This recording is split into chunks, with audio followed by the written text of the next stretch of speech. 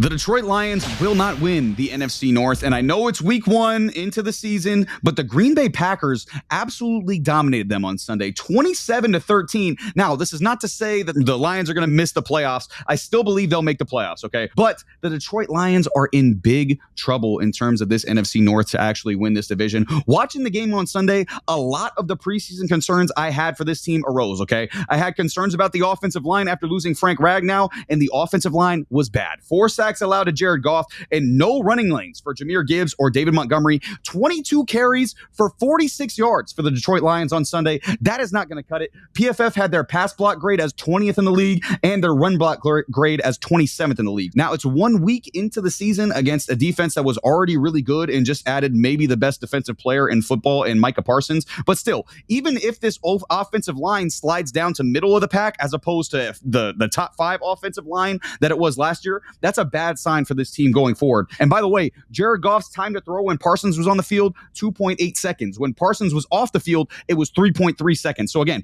Parsons had a 0.5 second time to throw impact. That's a huge difference in terms of that stat. And again, the Packers also just blitzed on 9% of Jared Goff's dropbacks. That was the second fewest of any team in week 1. And the advantage there being, again, you're able to get there with 4 with Micah Parsons, Rashawn Gary, and the rest of that defensive line. And then the Lions offensive line being a little bit weaker than we anticipated as well. So again, Packers absolutely dominated that Lions offense, partially because they dominated Amon-Ra St. Brown and Jamison Williams as well. They held them to 8 catches for 68 yards as a duo. So again, that concerns me a lot. And it brings me to another one of my main concerns was no Ben Johnson, no Aaron Glenn. Now, I thought this Lions defense still looks solid. Again, still did a great job against the run like they normally do. Only allowed 75 total yards rushing in this game. But this offense was really, really bad. John Morton did not call a great game. There was far less play action on these early downs for the Detroit Lions, something that they thrived off last year. And Jared Goff ended up with the 3rd longest time to throw in the NFL, which is actually good,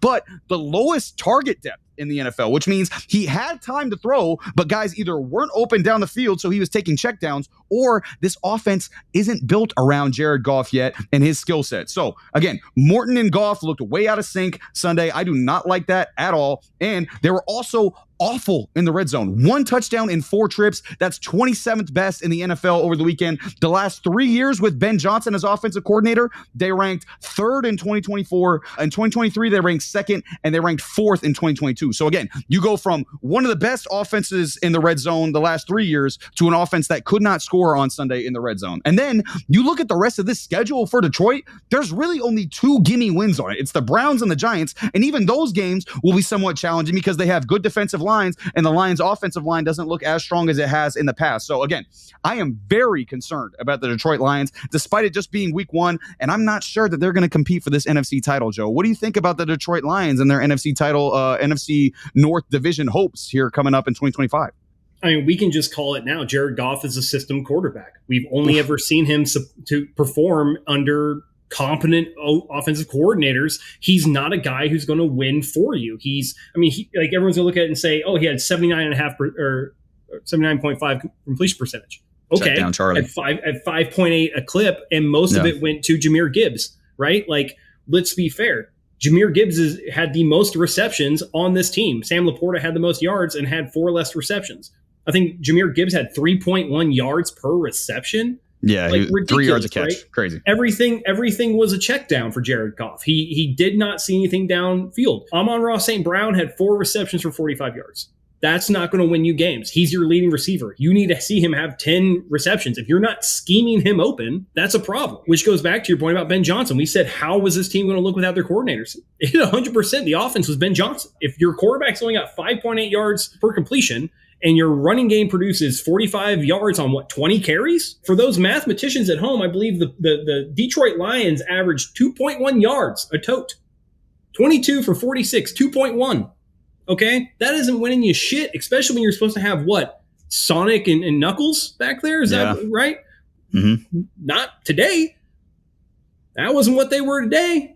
I don't know what that was. I can't even think of another character to try to compare those two to. That was Dumb and Dumber. I don't know, man. That was Sonic Drive-In right there, not Sonic the Hedgehog. That was Sonic Drive-In. Go get you a freaking blast or something.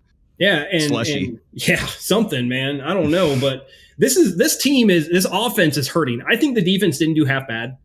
I think, you look at there, you see Josh Jacobs in it with 19 carries, 66 yards, and 3.5 average. That's something you can live with. Problem, if your offense is only, scoring on 3 drives in the entire game, that means you're out there a lot. Especially when, you got 1, 2, 3, 4, 5 drives that ended in points for the Green Bay Packers. That defense was out there a lot, and they performed fine. It's clear it's an offensive issue here. I'll double down right now. If the Detroit Lions don't figure out the offensive system and how to get people, their playmakers, and the ball in their hands, the Detroit Lions are finishing last in this division. They might. I mean, it's really, you saw the Bears. The Bears look, even with Caleb Williams, taking care of the football and everything, the Bears defense is good. They have offensive players. They were in that game late. They just lost to a better a quarterback who's got that in him. J.J. McCarthy got that in him.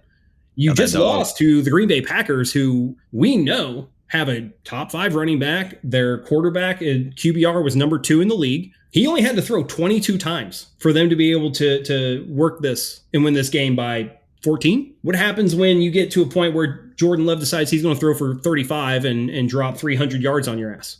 Because he can, because they have, granted, we give the Packers a lot of shit because they have a bunch of wide receiver 2s, but guess what? 5 wide receiver 2s out there is better than just about every other wide receiver core in the NFL. True. So, yeah, you look at what they're going up against, and they have no shortage of talent in Detroit, but it's clear that their offensive coordinator is not putting these guys in a position to succeed, and it's clear that Jared Goff is not the kind of quarterback that can get you into situations to succeed. So, yeah, I don't know where they go from here.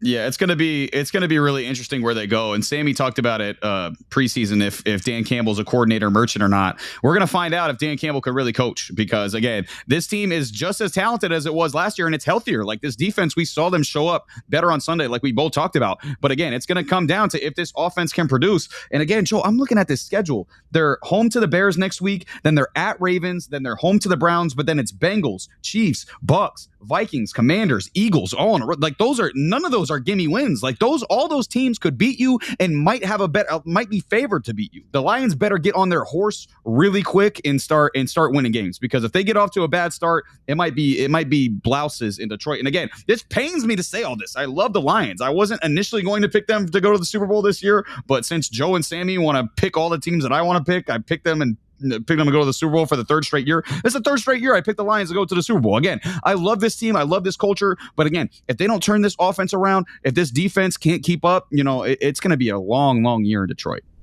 This has been Between the Uprights. Football is life. The rest is just details.